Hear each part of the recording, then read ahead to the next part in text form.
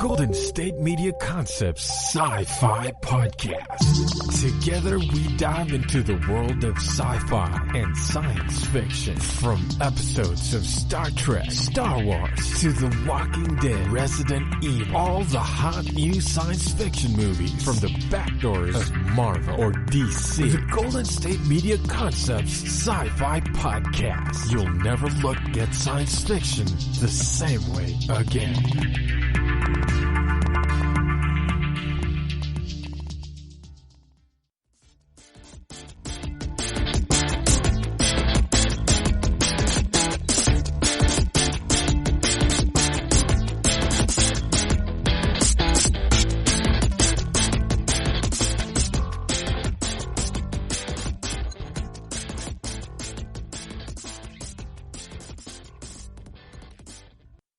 Thank you for tuning in again to the GSMC Sci-Fi Podcast, brought to you, of course, by who else? The GSMC Podcast Network. I'm your host, Josh Hadley, and there's something that's been bothering me lately when it comes to science fiction in general. Well, a couple of things, really. I hate this term B-movies. I just absolutely despise the term B-movie. People don't understand what a B-movie is, and it really bothers me. So, you always hear maybe some direct-to-video film, some low-budget thing, whatever it is. Oh, it's a B-movie. This is a B film. One of these B films. Oh, it's an attack of the B film. Blah, blah, blah, blah, blah. None of these things are B-movies. There's something weird about that term, B-movie, that just really, really gets on my nerves. Because first, what a B-movie is back in the 30s, 40s, 50s, and even into the 60s and 70s, there were A-movies and B-movies. What this was that you would have the big budget, like MGM picture or something like that. That was your A movie. And because people didn't have a lot of money, what they would do is they would give you two movies for one ticket. You'd get one ticket, and then you'd get your A movie. And then also on that ticket, if you hung around, maybe you get a cartoon or something as well, but you would get a second movie, the B movie, which maybe you don't want, maybe you do. And they would usually pair these two things together in such a way where the A movie is the more respectable one with Hollywood stars and the larger budget. And then the B movie would be a lower end, cheaper thing, maybe more exploitative. And what that was is the B movie became what you think of as the cheap movie, the Ed Wood film, the Roger Corman film, even though I'll get to Roger Corman in a second, he actually never made a B movie, even though he's called King of the Bees, which is just insulting.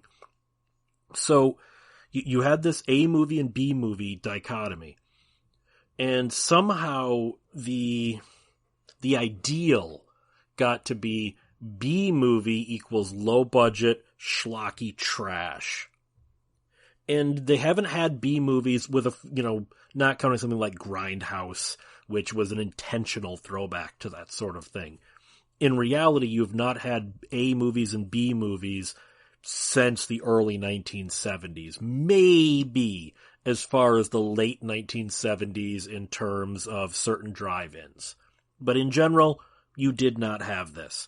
So, to use this term B movie, when you see an asylum film, I've heard so many people, it's just kind of a B movie. No, it's not. What double bill did that play on where it was the underpicture? This term B movie just bothers me so much. And Roger Corman, he's known as King of the Bees. Seriously, go and Google Roger Corman and B movie, and you will find so many people. Roger Corman, King of the Bees, the King of the Bee picture, the Lord of the Bee picture. Roger Corman never made a B picture. Yes, he was on double bills. He was always the A picture. So think about that in a certain way. As schlocky as some of the Roger Corman flicks of the 50s and 60s were, those were the A films, usually for like AIP. But the thing is, this term keeps getting used wrong. And I get so mad at the term B movies. It shows an ignorance. It shows a certain level of ignorance that does nothing but piss me off about what you don't know. Now, you might think I am an arrogant jerk who is just like, oh, well, look how much you know, you hipster, you. It's not hipster. It's not wrong to want the correct terminology used. And that's what B films mean. I mean, like, you see this all the time with people mischaracterizing something like a TV movie.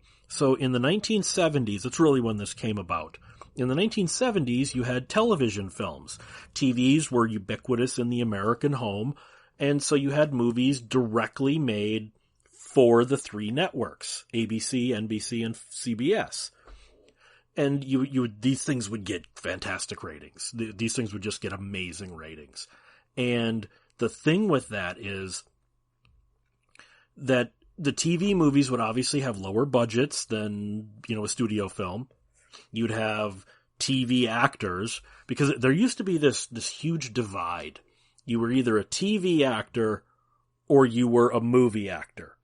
In America, I want to specifically say in America, because there was this weird trend that happened from the late 70s into the early 80s with the Italiansploitation movement, which I can talk about in another episode. But what that basically was, in a nutshell, how it is relevant to this, is with Italiansploitation, you had Italian filmmakers making movies mostly in Italy, although they would usually shoot in New York or Los Angeles for a day or two to get to just some location shots. And one of the things was they couldn't afford an American actor who was a big name, but they could afford a lower level American actor who was maybe second banana in an MGM or a Paramount film.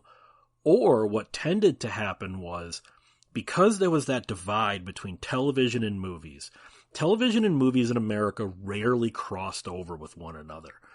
If you were a movie actor, it was very rare for you to do TV. That was seen as like a step down. Like you weren't good enough to be a movie actor.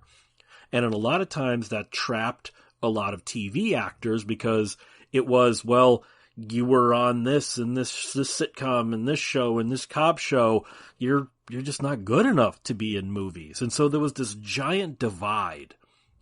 And what the Italiansploitation stuff did was it said, hey, you TV actor, we'll let you star in a movie. Okay, it'll be an Italian movie shot in Italy and it'll be highly exploitative, but you'll be the star of an international movie rather than a second or third tier villain in a James Bond film. And how this relates to B movies is that's what you would see a lot. You'd see TV actors trying to break out, so they would take these lower B films and then the television movies, which would then get misidentified as B films. At the same time, you would have American actors who were maybe on their way down.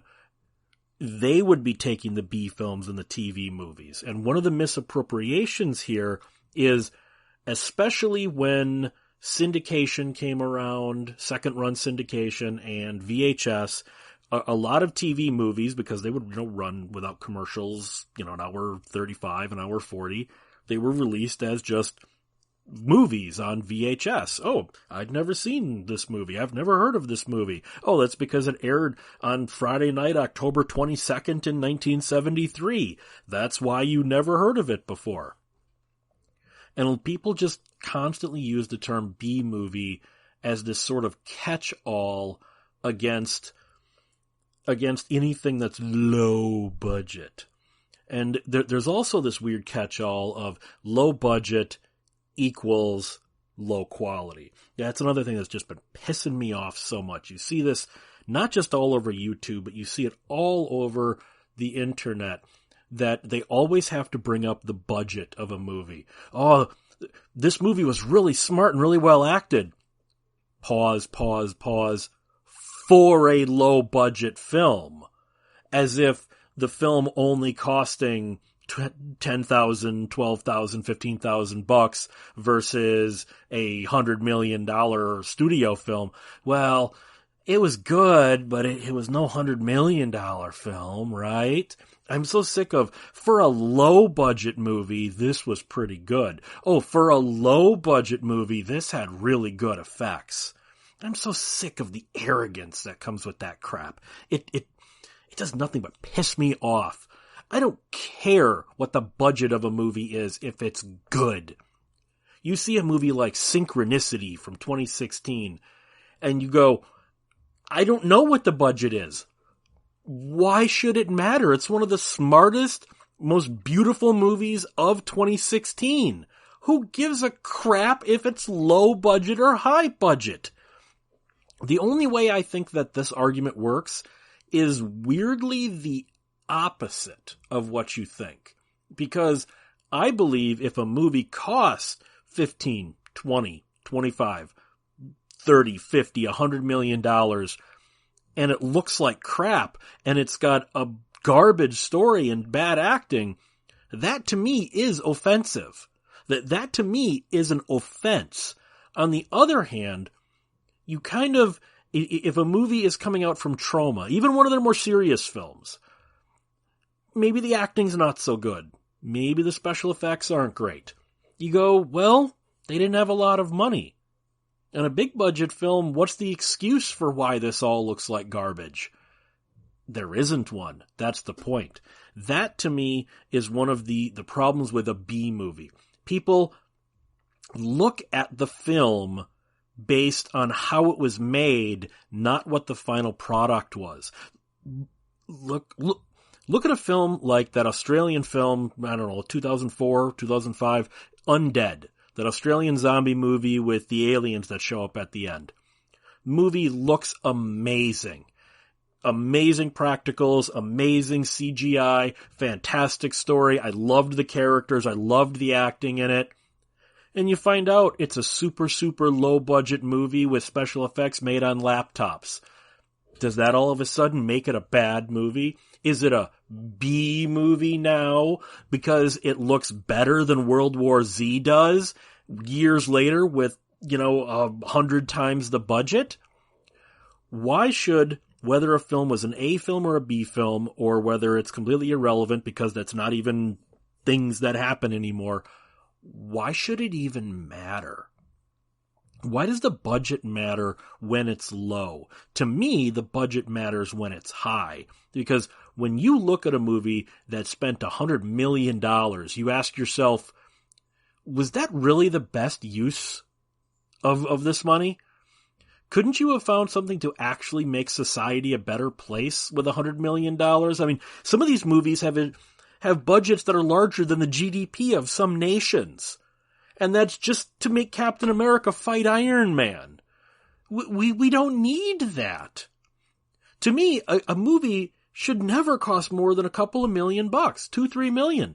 I mean, when you look at a Full Moon movie, when you look at a Trauma movie, when you look at some of these unique Roger Corman movies like Crime Zone from 1989 and that, you say to yourself, you should say to yourself, not, wow, these look pretty good for a low-budget film. What you should say is, wow, these look really good. And then when you find out, this looks fantastic, it looks very Blade Runner-ish, and it only cost $1 million. Look at a movie like Moon 44. Moon 44, while being very visually influenced by Blade Runner, and influenced, I'm putting in quotes, it cost less than a quarter of Blade Runner. Okay, it's not as good of a film, but it looks just as good. Should it matter that film, or any film, cost less? To me, it's only the budget of a movie is only offensive when it's excessive, not when it's low. So stop using this term B movie. You're using it wrong. You're not even understanding what a B movie was, let alone what it wasn't. Like, Roger Corman is not the king of the Bs. He never made a B film. It's insulting to not only the films, but it's insulting to you, the individual, for being as ignorant as you are about it. It's insulting to entire genres of films, and it's insulting to anyone you're using that term to, because you're spreading ignorance. And that's the worst thing you can do in this case, is spread ignorance. So stop using the goddamn term B movie. Okay? These are not B movies. They are movies. Plain and simple. They're movies. So that said, we're going to take a break in a minute, and I'll talk to you about Full Moon Entertainment. Last week I talked to you about Empire Pictures, and when they went under, they became Full Moon Pictures, Full Moon Features, Full Moon Entertainment. It's all the same thing. They just keep changing the name. Let's talk a little bit about Full Moon when we get back.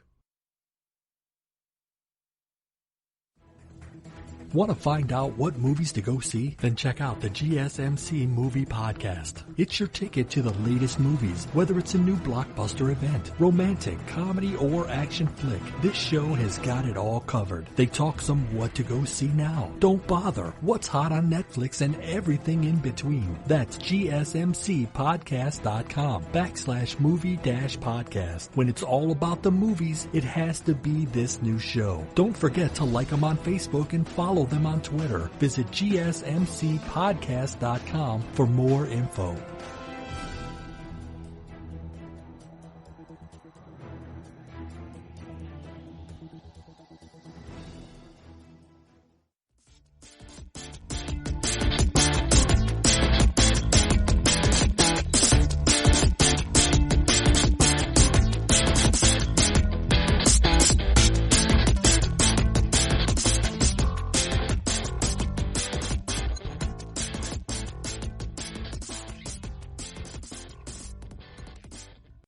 So Full Moon Entertainment.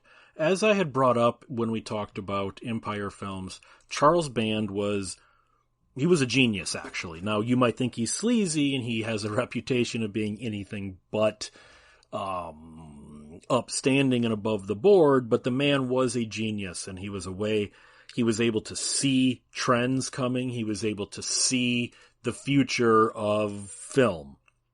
He was able to see when drive-ins were going out and when it transitioned to VHS. He was able to see when VHS was going to be a viable market. He was able to see that VHS making movies directly for this market.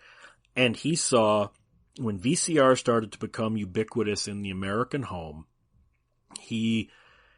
Empire Pictures had just folded. That was a long process of just trying to hang on for dear life. It worked for a little while. You go listen to the previous episode to remember what Empire Pictures was. But then he moved into Full Moon. So Empire had made theatrical films, drive-in films. He was going for, I don't know if mainstream is the right word. He was going for a mainstream market, in quotes. Whereas Full Moon, he decided this video thing is where the future is. The future is video.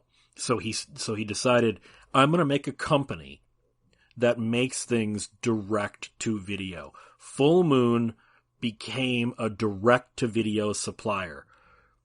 2 to 3 films a month would come out from Full Moon, direct to video stores, whether it was for sale or for rental, and it was giant. You couldn't believe how much they did in sales and rentals. Now, part of that was this was the rise of not just Blockbuster, but the rise of the video store. Because remember, in some cases, the video store would be something that really only existed, in a larger town. Small towns, maybe the grocery store would have some videos to rent in the 80s.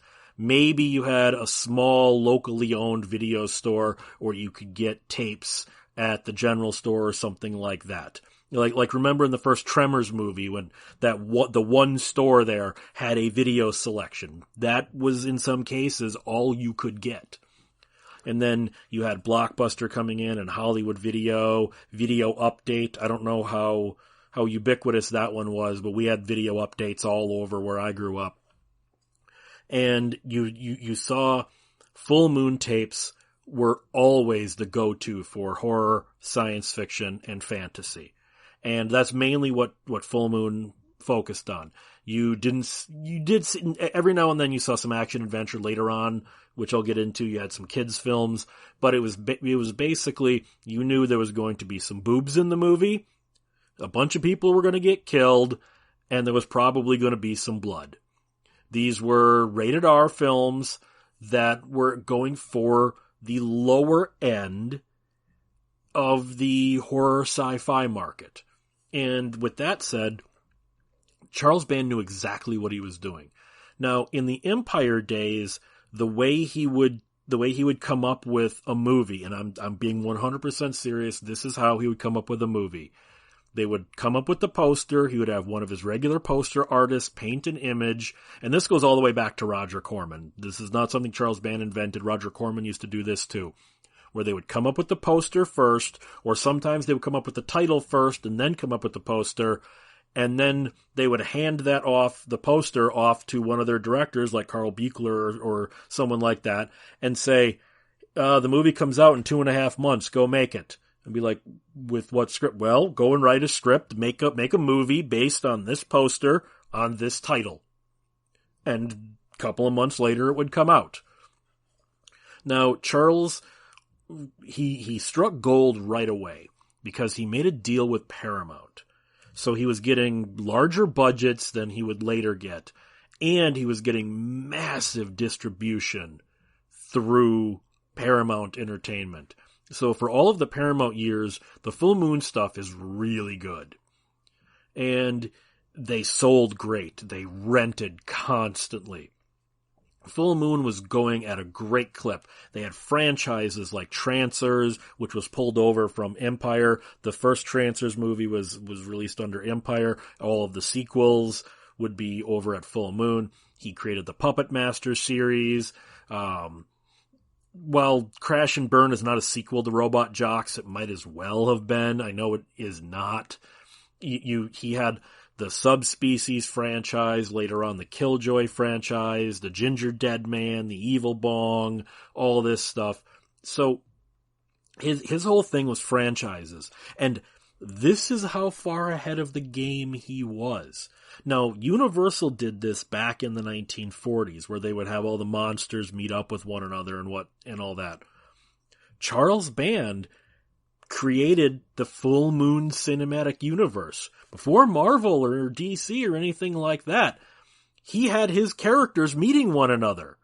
At the end of Bad Channels, Dollman would come in, and then Dollman would run into the Demonic Toys, and then you had Dollman versus Demonic Toys was a sequel to 3 other films. It was a sequel to Demonic Toys, it was a sequel to Dollman, and a sequel to Bad Channels.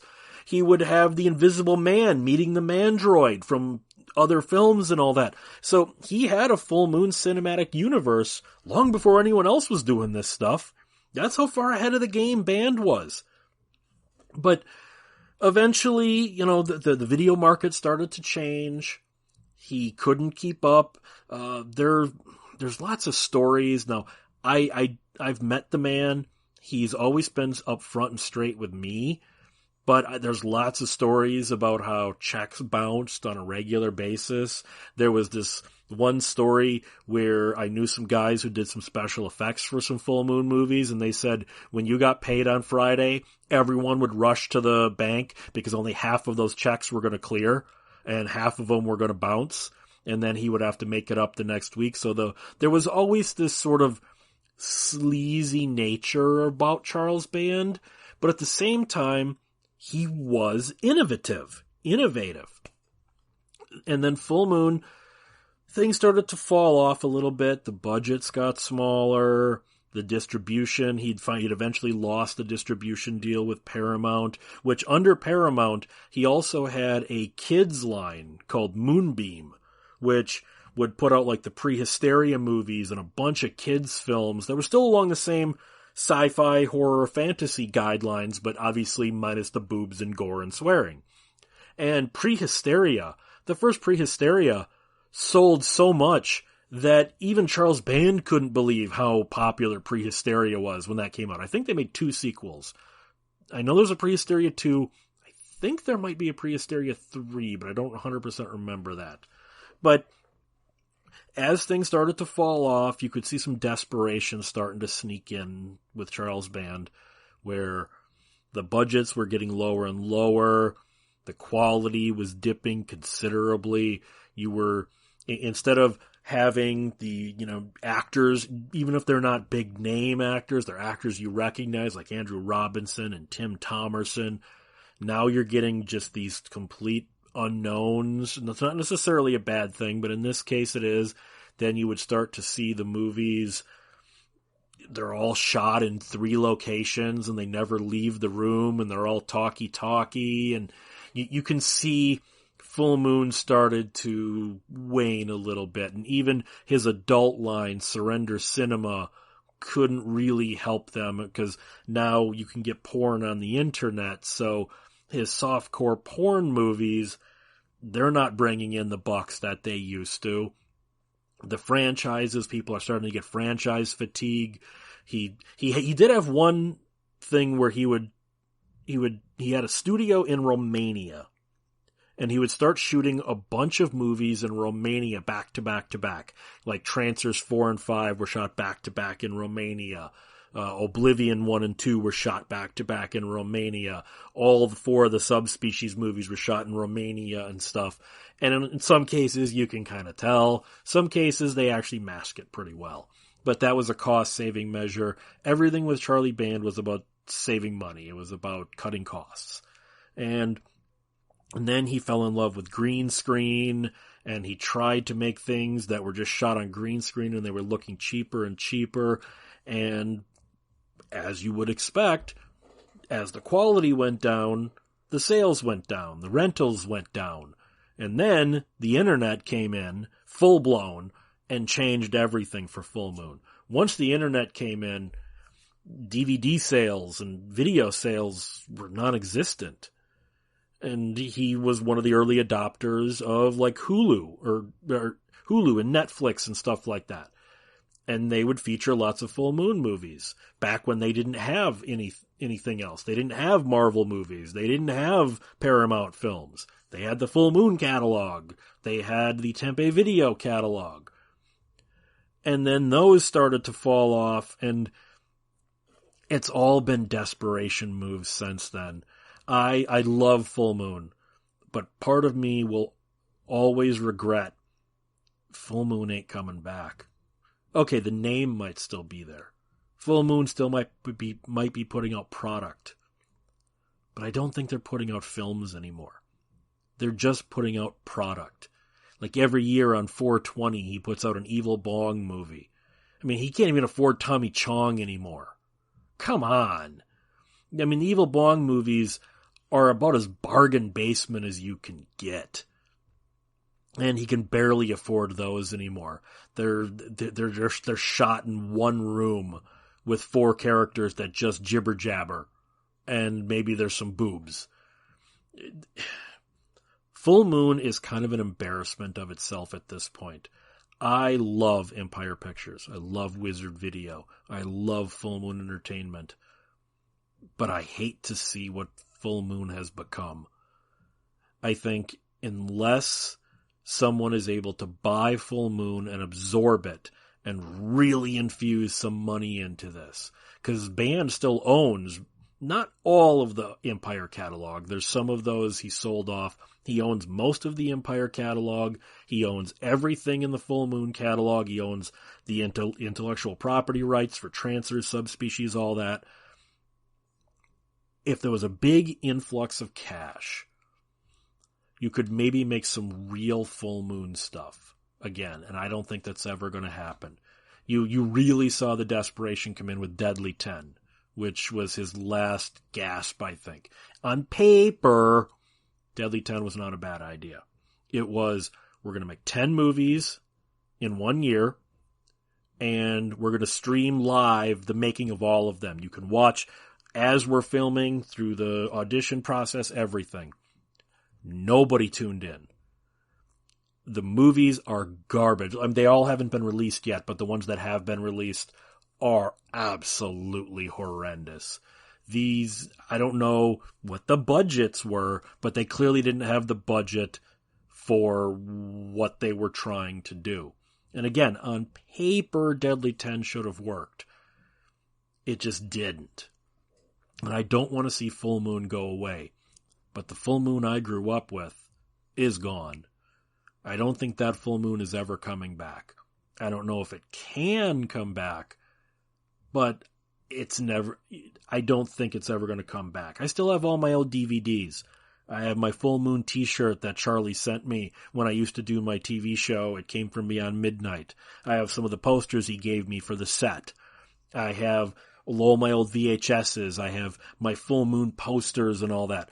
I will always remember Full Moon when they were good. The problem is they're not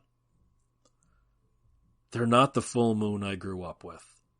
And you guys are probably, anyone that's listening to this who might go check out Full Moon, might say to yourself, look, I don't see what you saw in this. I rented something or I watched something on their streaming, the Full Moon streaming service. I don't see what you saw. Because you probably are watching some of the new stuff. Go back and watch some of the stuff from the 90s. And you'll see when Full Moon, respectable might not be the right word, but was a player in the game. Now, that's not the Full Moon that exists anymore, and I really, really wish it were. So, we're going to take another break quick here, and when we do that, I want to talk about classic science fiction and where classic science fiction stands in the current market that we have. Tired of searching the vast jungle of podcasts? Now listen close and hear this out. There's a podcast network that covers just about everything that you've been searching. Hey! The Golden State Media Concepts Podcast Network is here. Nothing less than a podcast bliss with endless hours of podcast coverage. From news, sports, music, fashion, cooking, entertainment, fantasy, football, and so much more. So stop lurking around and go straight out to the Golden State Media Concepts Podcast Network. Guaranteed to fill that podcast itch. Whatever it may be. Visit us at www.gsmcpodcast.com. Follow us on Facebook and Twitter, and download us on iTunes, SoundCloud, and Google Play.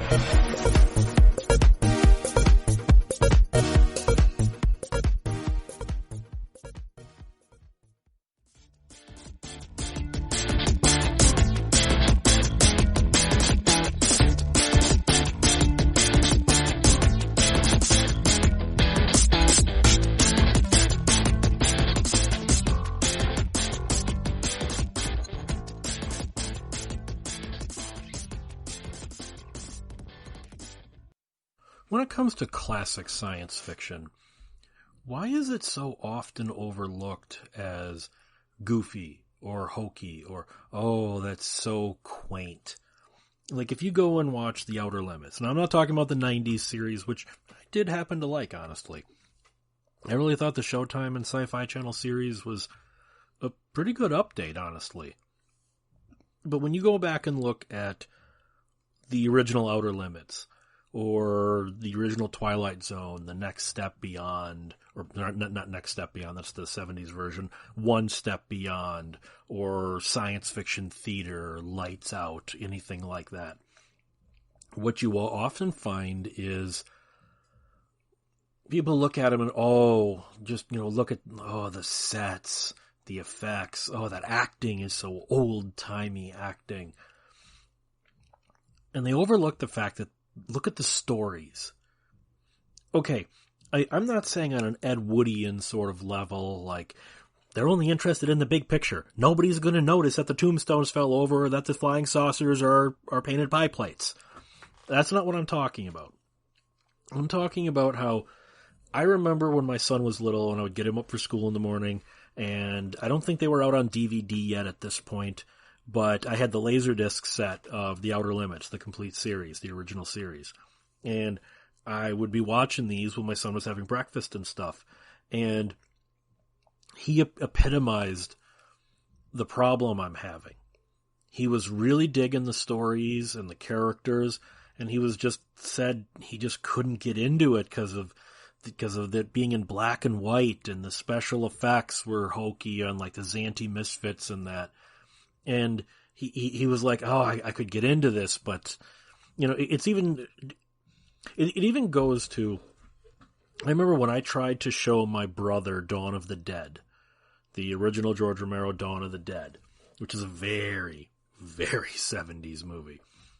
And I remember my brother, who's only a few years younger than me, for some reason he hadn't seen it, said he just could not take the movie seriously because of the zombies with afros and things like that. He's like, how am I supposed to take this seriously? The zombie has an afro. It's like, do you not understand the story, though? And when it was made, who gives a crap if he has an afro? Afros were in at the time it was made. If you made the movie today as a period piece, the zombies would have afros. But the point is, all of this classic science fiction, and I'm talking televised in movies. I'm not talking literature. I'm not talking comic books at this point. That's a whole different discussion. But you have all this classic science fiction that is just, it's not being lost to time. It's being intentionally forgotten to time. And that's part of the problem I'm having here. That when people talk the Twilight Zone, they talk about Jordan Peele. Ugh. They don't talk about what a genius Rod Serling was. They talk about what a genius Jordan Peele is, and he's not. When they talk about The Outer Limits, most people, and honestly, I've talked to people who think of The Outer Limits as the 90s show, the Showtime series. I mean, it in a way, it's like a cultural ignorance. Like, for instance, do you remember when the first Mission Impossible movie came out? The first one with Tom Cruise. So, that was a big pop culture media sensation thing. I don't know if Tom Cruise was, but some of the other cast were on MTV, at the premiere and all this, and so were some of the cast of the old show. Now, the way Mission Impossible worked was there was the original show in the 60s, then there was a reboot, well, no, it wasn't even a reboot, it was a sequel series in 1988, and the reason it was a sequel is they would have some of the original cast members appear as their older versions of their characters. So it was a sequel series for 2 seasons in 1988.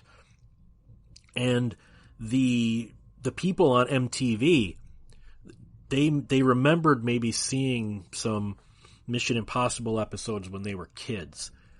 And those were in color. And it was the 80s series. And Peter Graves, I remember, got not only visually irritated, but you could tell he was like, what is wrong with you? When at the premiere or at the MTV thing, they literally thought that the movies were based on the 1988 series. They were floored. These are 20-somethings. They were floored to find out that the original 60s Mission Impossibles existed. That's the kind of stuff I'm talking about, where classic science fiction is being willfully forgotten to time. Like when the Wild Wild West movie came out. Leave the quality of the film aside. Okay, it's a garbage film, we all know that. Leave that aside. There were people, a lot of people, who were genuinely shocked to find out this is based off an old television series. And that happens so often. There are these things where we have like a cultural ignorance about things. And That bothers me, because we're losing so much of what television and televised science fiction and filmatic science fiction, we're losing so much of it to the ignorance of not just the current generation, but of even the internet. Because the internet should, in theory, again, be a place of information. And it's not. Go and try and look up some of, in the earlier episodes of the GSMC podcast, the ones I did, I listed off lots of different shows. And you can find almost no information about them. Now, I can, because I've got the old Starlogs and Fangorias and stuff from when these were new. But the internet is like a wasteland. There are some of these that I have them on tape. I recorded it off, some local UHF station in, say, 1979 or 1980. You can't even find an accurate IMDb listing for the cast. There are just so many of these classic science fiction shows that are being lost to time. There are so many that people don't know about. And I think that's a shame.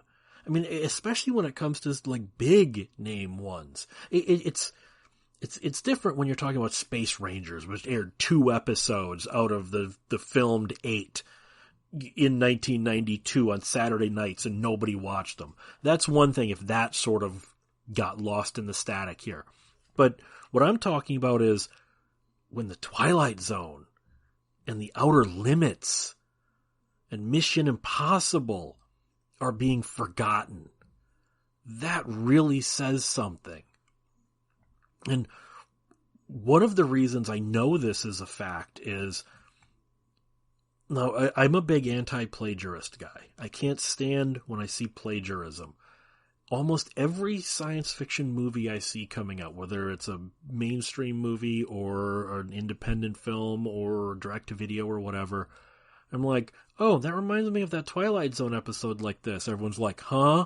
You bring it up to the director, I've never even heard of this Twilight Zone. I've never heard of this Outer Limits episode. What is One Step Beyond, even though I have the exact same plot as a One Step Beyond episode? That's what I'm talking about. I'm not saying that they're going out and saying, hey, I specifically want to rip this old episode off that is so obscure nobody's going to know it. I'm saying they came up with a similar idea, and there's nothing wrong with that. But the fact that they didn't know it had already been done really boggles my mind. Because science fiction is literally the science of ideas. It's the stories of ideas. It's one thing if you don't remember a soap opera. Okay, those were kind of designed to be lost to time in a strange way. Science fiction was meant to stick with you. Science fiction was meant to mean something.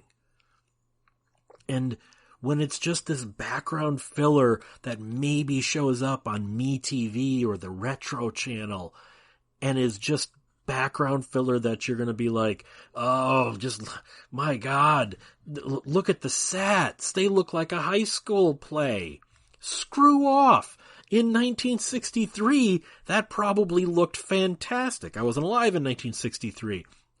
I remember being blown away when I saw the old Outer Limits episodes in syndication in the 80s when I was a teenager. I remember seeing that and just being blown away at how good these were. It never once occurred to me to say, oh, I can see the zipper on the monster. It's, wow, that is a unique looking monster. We're losing something when we forget science fiction's past. That's one of the reasons why Tales of Tomorrow and Lights Out and that are so important, by the fact that the mere fact that they exist. These were live television broadcasts, never meant to be seen again, unless they were literally redone by the cast, like for the other Coastline. The fact that telecines even exist of these things is something to be celebrated. okay, something like Lights Out and Tales of Tomorrow, because they were live, they basically come across like stage plays, just televised stage plays. Fine. But the ideas were always there. When someone like Rod Serling is completely forgotten today, and all people know about Rod Serling is, oh, well, Rod Serling's going to step up behind a tree and introduce the next episode. Or if you say Rod Serling, they just go, do-do-do-do-do-do-do-do-do-do-do. That's sad to me, because Rod Serling should be remembered for everything he did, for all of the beautiful stories he wrote. No, that doesn't mean everything Rod Serling wrote was genius. He had dud Night Gallery episodes. He had dud Twilight Zone episodes. He had the series The Loner that he made, which bombed. You know, he had teleplays that bombed. He was not a perfect screenwriter. But the fact that his best work is not remembered is a sad benchmark to hit. When you say Twilight Zone now, more people think of that absolute hack Jordan Peele than they think about Rod Serling. That's always going to stab me in the heart. People like me. When you think of The Outer Limits, you should not think about color. You should think about those creepy-ass Xanty misfits, or the Ebonites from Nightmare. That's what you should think of. And again, I liked the 90s Outer Limits series. So I'm not saying that those were bad episodes, poorly written or anything. I'm saying that was a later incarnation of the Outer Limits. When you think of the Outer Limits, you should think of the black and white Outer Limits. You should think of that. When you say Twilight Zone, you should immediately think of Rod Serling, not Forrest Whitaker, not Jordan Peele. These things deserve to be remembered. And that is what we're losing. We're losing our culture here. As science fiction fans, we're losing our culture. It shouldn't be about whatever stupid crap Joss Whedon squeezed out of his anus this week. It should be about what matters, not what Agents of S.H.I.E.L.D. is doing. You can like Agents of S.H.I.E.L.D. There's nothing wrong with that. Agents of S.H.I.E.L.D. is never going to be classic science fiction. It's never going to be something that breaks new ground. It is never going to be something that changes the genre that it's in. The Outer Limits did that. Joseph Stefano did that. Leslie Stevenson did that. Rod Serling did that. John Newland did that. I'm not saying your priorities are in the wrong place. I'm just saying if you can give all of your time to watching the stuff that's out now, you can also try and ingest all of the things from the past that made what you're enjoying now not only be able to happen, but to be worthwhile.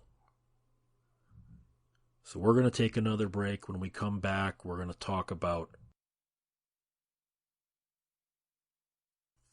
Watching TV has changed over time. Streaming has become the new norm. That's why Golden State Media Concepts television podcast dives headfirst to the world of cord cutting. Want to be on the loop of what's hot in Netflix? Or if it's not a preference, what about original shows in Hulu? We've got you covered. Join us as we fill in the blank and talk about movies to stream and what show you should be binging.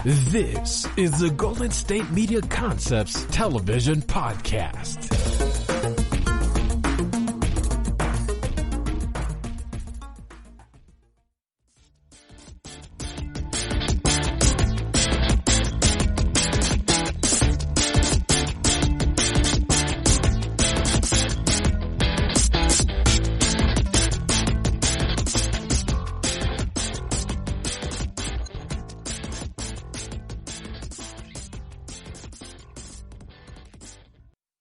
How many of you out there remember V? It was a TV series. Initially, it was a mini-series. It was 2 mini-series, and then it became a series, and then in 2006, it became another reboot series. How many of you remember it? So what V was we're going to have to get a little political here. So in the early 80s, Kenneth Johnson was coming off a couple of really big hits. He had been the producer on the Incredible Hulk TV series, the live-action one with Lou Ferrigno and Bill Bixby. And the thing with that was, and I have problems with Kenneth Johnson because of that series, but I'm not going to go into that right now. Kenneth Johnson was seeing, because we were coming up on the morning in America. The conservative movement had just retaken the White House. President Reagan had been elected. There was all the Christian conservatives and the moral majority and all this nonsense happening in America. And Kenneth Johnson equated it in his mind to the rise of Nazism, which really says something about where we are today with an absolute orange idiot like Trump. And it might actually be more relevant now, but we'll set that aside for the time being. So Kenneth Johnson wanted to adapt the book It Can't Happen Here, which is about the rise of fascism in Europe, which led to the Nazis. So he wanted to make a miniseries or a TV movie based on It Can't Happen Here. Now, most of the networks, Fox doesn't exist at this point, so it's basically NBC, ABC, and CBS. Most of the networks, they weren't really interested. We don't want to make a historical drama. And it would have been set in then contemporary 1983 about the rise of fascism with the moral majority and all this. And nobody was biting. Nobody was biting at all. So Johnson, kind of brilliantly, he kind of got the idea. He saw he was losing the executives. So he decided, it's about Nazis and that. But the Nazis are from space. He said he could literally see them perk up in their chairs, the executives. Ooh, now you're talking. So now it's not the rise of fascism in America. It's about the rise of fascism from outer space taking over our planet. And then it was changed to V for visitors, which is taken from a V for victory. It was an actual Nazi World War II thing where we would beat but okay, that's a whole different thing. So V was a 4-hour miniseries, and it was so huge. It got some of the highest TV ratings in history, and it was so important. They were running heavy. So they were running long. Brandon Tartikoff of NBC actually, he was telling them, you have to get the running time down. You're about 15 minutes too long. And they said, there's really nothing more we can cut without harming the series itself. So they showed the 4 hours to Brandon Tartikoff, and he agreed. So they actually pushed the news by 15 minutes so they could air this as it was supposed to air. Just try doing that today. Having a network executive that says, you know what, you're right. If we make edits to this, if we mess with this, it's going to screw with the integrity of the work itself. So the V miniseries airs. It is just giant. They didn't have a ton of merchandise. They had a few action figures, which didn't sell very well. They had some comic books, a Halloween costume, I think, for that year. They had a couple of things. But it was huge. Everybody watched the 4 hours of V over 2 nights. So it was immediately decided, we need a sequel. Because it did end, not so much on a cliffhanger, I don't think that's the right way to put it, but V did end on open storylines. There was still a lot to do. The visitors had still conquered Earth. There was still a lot of things you could do and a lot of places you could go. So they immediately started working with Johnson, and they wanted V, the final battle, which doesn't turn out to be final, but that's neither here nor there. So Johnson started disagreeing with them right away. Johnson wanted to do something that was a little more heady, more talky, because Johnson is kind of a pretentious prick. He really thinks of himself as a modern-day Shakespeare, and I'm not exaggerating about that. So, V, The Final Battle, he ended up leaving it, and they went and did whatever they wanted. And V, The Final Battle, I actually think is better than V. Partially because it's what brought Michael Ironside to America and made Michael Ironside a huge person, but it also is a lot more action-based and not at the expense of the story or the characters. And it also has a cliffhanger ending at because it was a 3-night event with 3 TV movies, at the end of one of the TV movies that scared the holy hell out of me and an entire generation of kids when we watched this in 1985. Or in 1984, sorry. So V, The Final Battle, it goes forward without Johnson. It's not as big of a ratings hit as the original one, but it might have had more of an impact. It sold more toys, more merchandise, things like that. The only problem is, I think, V, The Final Battle, it does really fall apart in the last 10 minutes. They basically wrote themselves into a corner and didn't know what to do after that. And so V, The Final Battle does have a big problem in that regard that, yeah, there's going to be, we don't really know how to end this thing. But it was a pretty final ending. They basically beat the visitors. So the ratings were still huge for this. What they decided to do was, all right, we're not going to make another miniseries. So what we're going to do is we're going to make a TV series out of it. But as always happens when you come from like a huge TV movie or a miniseries and you go to a weekly series, the budget gets pulled way tighter. And with that, they couldn't afford some of the cast members. They couldn't afford as elaborate makeups for the visitors. They couldn't afford some of the spaceship shots, which are just recycled from the 2 miniseries. They couldn't afford explosions.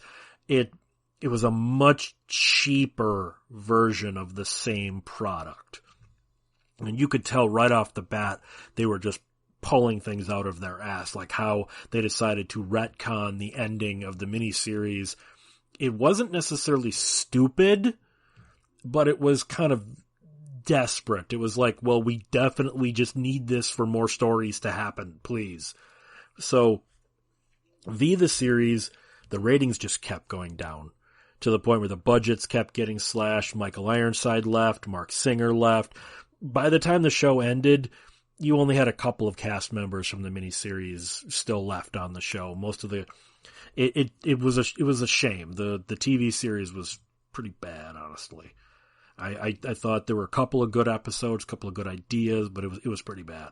So then V just kind of was its thing. It was this thing that had happened. They came out on all the miniseries came out on VHS. The TV series did not, but both miniseries were released on VHS. Then I remember in the early 90s, it was a big deal when WGN ran all 10 hours, the 4-hour miniseries, and V, The Final Battle, the 6 hours, and seeing those again. Oh my God, did I love that. That was just fantastic. I watched that. It was, for 1 week, 2 hours a night, and 5 days. I just loved that. I was in high school at the time, and I remember just, this is fantastic seeing V again. And then nothing really happened till about 2006. Now, again, we're going to have to get political here. So, Barack Obama is in office, and it starts coming out that they're making a V reboot. So what happened is the V reboot, and I don't know why ABC would do this. I mean, they were owned by Disney, so it's a conservative corporation. Instead of the original miniseries being a pushback against the moral majority and the rise of fascism in America, the V series from the 2000s was a pushback against Obama and socialized medicine and Obamacare, and it was an indictment on the wrong side of history. This was saying, good things happening in America can only lead to fascism. And so the aliens were all analogs for the Obama administration and policies Obama was putting out. And it just didn't work. It was a god-awful series. I remember I couldn't even make it past the 6th or 7th episode. I said, this is just blatant propaganda. This is so much anti-Obama administration propaganda. It doesn't matter where you fall on the political spectrum. It's a bad show. And it didn't even hide its political affiliations. And then V died. And the reason I'm bringing it up is they're talking again. You're hearing these rumblings. We want to do V again for the Trump administration. And in all honesty, I think it would actually be pretty apt because the Trump administration really is everything the original novel It Can't Happen Here was warning against. So a V miniseries today would obviously be a political lightning rod, but at the same time could really speak to what's happening right now in America. Because that's the cool thing about V. Whether you agreed with it on either in the 80s or the 2000s, it didn't make a difference. So what happened was that V was always talking about what was happening then. It was an allegory to what was happening in America at the time. And in that way, it's kind of a genius time capsule, which also does make it dated at the same time. Like when you watch, the other series might be 2008, sorry. Either 2006, 2008, something like that. And, that was a time capsule of that time. The 80s stuff was a time capsule of morning in America and the rise of the moral majority. I think a V miniseries, like I said, besides being a political lightning rod, really could work today. Now, do I recommend you go and find all of the other V products? Yes and no. I think the original miniseries you'll like a lot. The Final Battle you'll probably like, although you will think it's not necessarily needed to be 6 hours, and you will hate the ending because, like I said, they wrote themselves into a corner and they couldn't really figure out how to get out of it. The 2006 series, the 2000 series, you won't like no matter what part of the political spectrum you're on, and V, the TV series from the 80s, nobody's going to like. I mean, I guess, even though I hate this, there are people who go, oh, this is so much fun, it's so bad, it's good. I can't stand that so bad, it's good crap. But V is one of those, V is almost, I'm talking the original miniseries and the Final Battle, are almost the definition of what science fiction is supposed to do, what it's supposed to stand for. Science fiction, as I brought up so many times, is about ideas. And this brilliantly used science fiction to tell a political story, a political allegory. And yes, I know the science fiction stuff was kind of ass-pulled into it because that was the only way they could get it made. I actually think that's what makes it not only work, but stand up. Because if this were made as just a contemporary It Can't Happen Here in 1983, I don't think anyone would have remembered it. It wouldn't have gotten a sequel, wouldn't have gotten a TV series, wouldn't have gotten another TV series decades later. I think if it had just been It Can't Happen Here, it would have been forgotten. The fact that it was cloaked in science fiction is what made it so perfect for the future. So you should check out V. I know it's kind of weird to just say it like that, but V, that's the title. Just look up the V stuff. So we're going to end the show then. So I want to thank you for listening to the GSMC Sci-Fi Podcast, brought to you by the GSMC Podcast Network. I'd also like to ask that you remember to subscribe to the show, write a review because it really helps us, follow us on all of the social medias, on the Facebook, the Twitter, the Instagrams, blah, blah, blah. Thanks, guys. Have a good night. Hope I didn't piss anybody off too much. You've been listening to the Golden State Media Concepts Sci-Fi Podcast, part of the Golden State Media Concepts Podcast Network. You can find this show and others like it at www.gsmcpodcast.com. Download our podcast on iTunes, Stitcher, SoundCloud, and Google Play. Just type in GSMC to find all the shows from the Golden State Media Concepts Podcast Network. From movies to music, from sports to entertainment, and even weird news. You can also follow us on Twitter and on Facebook. Thank you, and we hope you have enjoyed today's program.